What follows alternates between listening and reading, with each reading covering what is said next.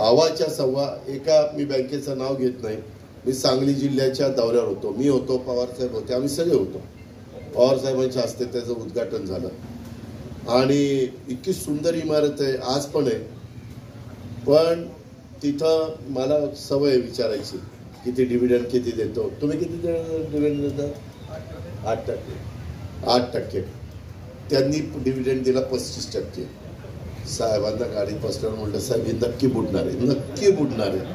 अरे म्हणतो तुला वेळ लागले, काही तू बोलत असतो, ते इतकी मोठी लोक आहेत आणि कशी काय बुडणार बोलतो. म्हटलं बघा, आज त्या बँकेतल्या जिल्हा परिषदेचे पैसे बुडले, कॉर्पोरेशनचे पैसे त्या बँकेत होते ते बुडले, लोकांचे पैसे बुडले, बँकेला टाळा लागला, संचालक बोर्डाला सारख्या नोटिसा येतात.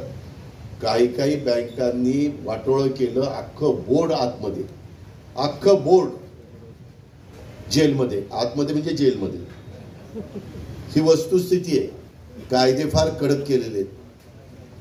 त्याच्यामुळे मी विचार केला की आता आपण 32 वर्ष झाली इथं, आता राजीनामा द्या, वाटोळं केलं तर याची जातीची आपण बाहेर.